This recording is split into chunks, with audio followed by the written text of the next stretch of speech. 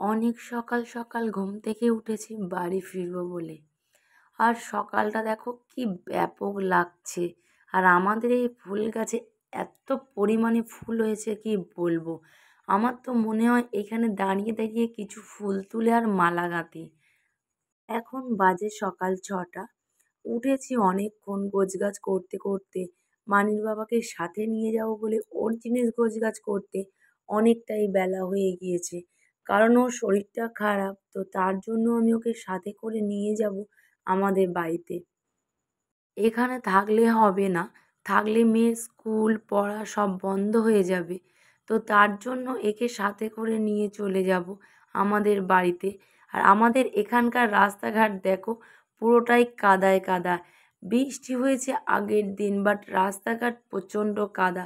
এই রকম রাস্তাঘাটে যদি একবার কেউ যায় আর সে রিটার্ন ফিরে আসবে না যে আমি বাড়িতে ফিরে আসি। আগে যখন এখানে থাকতাম তো তখন অভ্যস্ত ছিলাম, বাট এখন আর থাকি না, অনেক বছর হয়ে গেছে। তো তার জন্য খুব বিরক্ত লাগে কাদা মারিয়ে মারিয়ে যেতে।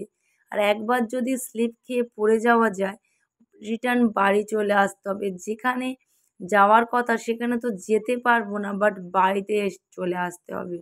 এখনো এত বছর হয়ে গেল এই রাস্তাটা সারায়নি।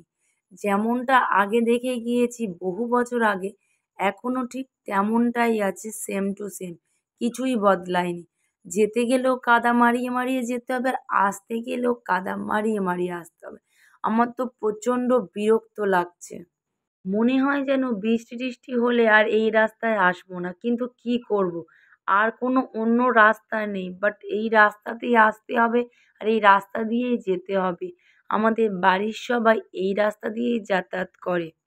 মানির বাবাকে নিয়ে সাথে করে বেরিয়ে পড়েছে, আর সাথে যাচ্ছে নন্দাই। কারণ মানির বাবা তো বাইক নিয়ে যেতে পারবে না, তো তার জন্য অটো স্ট্যান্ড পর্যন্ত ও দিয়ে আসবে, আর বাদবাকি বাইকটা নিয়েও রিটার্ন চলে আসবে।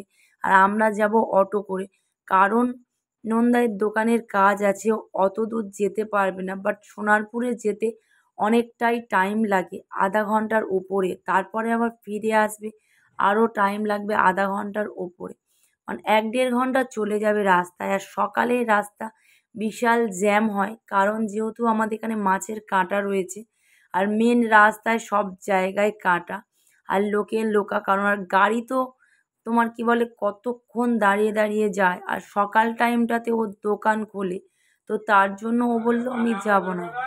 ওকে এখন সাথে করে নিয়ে যাব, কটা দিন ওখানেই রেখে দেব।